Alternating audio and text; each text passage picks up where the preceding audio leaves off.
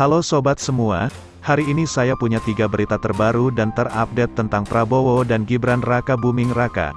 Jangan lupa like dan subscribe channel ini dan silahkan simak baik-baik. Inilah berita yang pertama. Kini Jokowi menjadi musuh bersama Prabowo dan Megawati.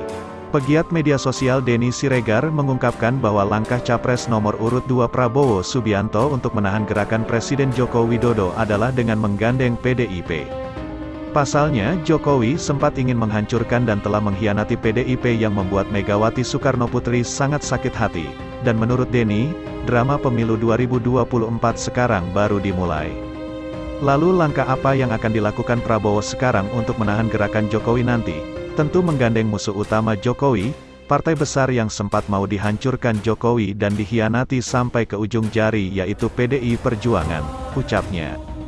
Prabowo tahu betapa sakit hatinya Megawati karena dikhianati anak didiknya sendiri. Sekarang Prabowo dan Megawati punya musuh bersama yaitu Jokowi, dan drama pemilu ini belum selesai bahkan bisa dibilang baru dimulai dan akan menciptakan keseruan-keseruan baru di setiap episodenya nanti, sambungnya. Sementara sebelumnya, Denny Siregar mengatakan bahwa Presiden Jokowi sudah membangun kekuatan di luar pemerintah untuk mengimbangi kekuasaan Prabowo Subianto setelah resmi dilantik sebagai kepala negara. Jokowi, kata Denny Siregar, membangun kekuatan menggunakan Partai Golkar dan Partai Kebangkitan Bangsa yang memihaknya, karena Muhaimin Iskandar alias Cak Imin yang kini memimpin PKB diisukan akan didepak. Dan Jokowi juga sudah membangun kekuatan di luar pemerintahan untuk mengimbangi kekuasaan Prabowo nanti. Salah satu kendaraan besar Jokowi yaitu Partai Golkar yang dia bangun juga untuk kendaraan anaknya Gibran ketika akan jadi calon presiden di 2029 nanti, ungkap Denny. Jokowi di 5 tahun ke depan dengan Golkarnya kemungkinan akan menggandeng PKB. PKB-nya Cak Imin, iya benar. Tapi isunya nih Cak Imin akan disingkirkan dari PKB dan partai itu akan diisi oleh orang-orang Jokowi sehingga Golkar dan PKB akan berjalan bersama di 2029 nanti, imbuhnya. Dan jika berhasil, maka setiap kebijakan Prabowo bisa dihalau oleh Golkar dan PKB di DPR, sehingga posisinya sebagai kepala negara tidak akan maksimal. Dengan kekuatan besar di parlemen, maka posisi Prabowo sebagai presiden akan tidak maksimal karena setiap kebijakan dia akan dihadang di DPR nanti oleh gabungan Golkar dan PKB-nya Jokowi, ujar Denny. Itulah berita yang pertama, sekarang Mimin akan bacakan berita yang kedua. Anies disindir tak punya harga diri jika ikut Pilgub DKI Jakarta 2024. Politikus Ferdinand Hutahayan menyindir Anies Baswedan tidak punya harga diri jika mengikuti pemilihan Gubernur DKI Jakarta 2024 sebagai calon gubernur setelah mengikuti Pilpres 2024 sebagai calon presiden. Ferdinand menyampaikannya menanggapi Partai PKS yang belum bisa memastikan mengusung Anies Baswedan sebagai cagup pada Pilgub 2024 yang akan diselenggarakan pada November mendatang. Masa dari Capres turun lagi ke cagup, enggak punya harga diri banget sih, ucap kader Partai PDIP itu. Sebelumnya, Partai PKS belum bisa memastikan apakah akan mengusung Anies Baswedan sebagai calon gubernur pada Pilkada 2024. Iya, kami belum bisa jawab, kami enggak berspekulasi seperti ini, kata Sekretaris Dewan Pimpinan Wilayah PKS DKI Jakarta Abdul Aziz. Dirinya menyampaikannya menanggapi warganet di media sosial X yang riuh mengenai wacana Anies Baswedan kembali maju sebagai calon gubernur DKI Jakarta pada Pilkada 2024. Itulah berita yang kedua, sekarang Mimin akan bacakan berita yang ketiga. Prabowo jelas tak mau Gibran jadi capres di 2029. Pegiat media sosial Denny Siregar menilai Capres nomor urut 2 Prabowo Subianto tidak mau cawapresnya Gibran Raka Buming Raka menjadi calon presiden di Pilpres 2024 karena menginginkan 2 periode. Sehingga menurut Denny Siregar, Prabowo Subianto sudah pasti mengambil sikap untuk membendung pengaruh Jokowi yang ingin menyiapkan Gibran sebagai capres pada Pilpres 2029 mendatang. Kita tahulah kalau Jokowi memenangkan Prabowo sebenarnya dalam rangka menyiapkan Gibran anaknya jadi calon presiden di tahun 2029 nanti.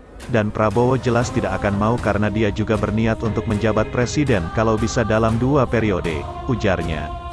Prabowo tidak ingin membesarkan anak macan di dalam kandangnya sendiri, dan mengingat track record Jokowi yang bisa dengan tega mengkhianati Megawati, ibu yang membesarkannya sendiri, maka Prabowo juga sudah pasti ambil sikap untuk tidak dimakan Jokowi di kemudian hari, imbuhnya.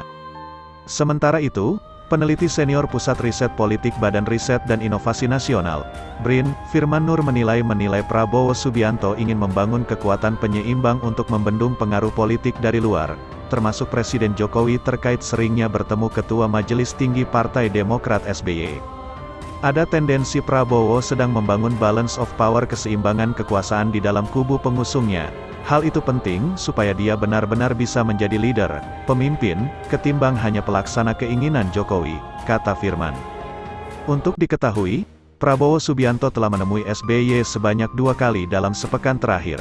Pertama pada tanggal 17 Februari tahun 2024 di Museum dan Galeri SB Ani Yudhoyono di Pacitan, dan terbaru di kediaman SBY, Puri Cikeas, Kabupaten Bogor, Jawa Barat, akhir pekan lalu. Firman mengatakan pengaruh Jokowi tidak hanya dalam mewujudkan putra sulungnya, Gibran Raka Buming Raka menjadi cawapres, namun juga terkait dengan keberadaan parpol pengusung paslon nomor urut 2 itu yang juga merupakan bagian dari koalisi pemerintah. Demokrat menjadi parpol terakhir yang bergabung dalam pemerintah dengan masuknya Agus Harimurti Yudhoyono sebagai Menteri Agraria dan Tata Ruang dan Kepala Badan Pertahanan Nasional. Prabowo dinilai lebih mudah mendekati Demokrat yang menjadi oposisi selama hampir 2 periode, dan juga pengaruh Jokowi lebih kuat pada parpol-parpol lain di dalam pemerintah seperti Golkar dan PAN. Prabowo sebagai orang yang akan berkuasa harus punya kaki di mana-mana, sehingga dia akan muncul sebagai kekuatan politik utama dan punya bargaining position, kata Firman. Berita selanjutnya, Prabowo beri perintah ke Jokowi laksanakan program makan siang gratis. Pegiat media sosial John Sitorus menyindir Capres nomor urut 2 Prabowo Subianto memberikan perintah kepada Presiden Jokowi untuk melaksanakan visi misinya, program makan siang gratis. Pasalnya, kini pemerintahan yang dipimpin Presiden Jokowi melakukan uji coba makan siang gratis untuk siswa sekolah dasar dan sekolah menengah pertama, sehingga menurut John, secara de facto Prabowo Subianto adalah kepala negara. Saya melihat Prabowo sudah menjadi presiden sejak sekarang secara de facto. Jokowi bahkan harus melaksanakan visi misi Prabowo, bukan visi misinya lagi. Jokowi bekerja untuk Prabowo. Prabowo memberi perintah kepada Jokowi, ucapnya.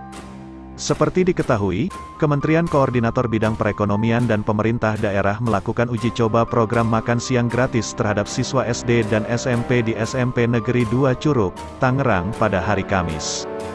Menteri Koordinator Bidang Perekonomian, Airlangga Hartarto menghadiri langsung proses uji coba program makan siang gratis terhadap siswa SD dan SMP tersebut. Makan gratis ini untuk gizi yang lebih baik, kata Airlangga.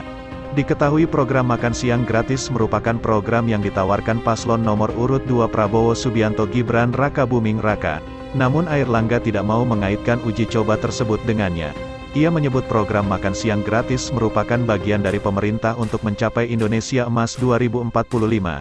Ini akan direplikasi di berbagai daerah, dan kita juga ingin mengencourage daerah lain yang bersedia menjadi percontohan, ucapnya.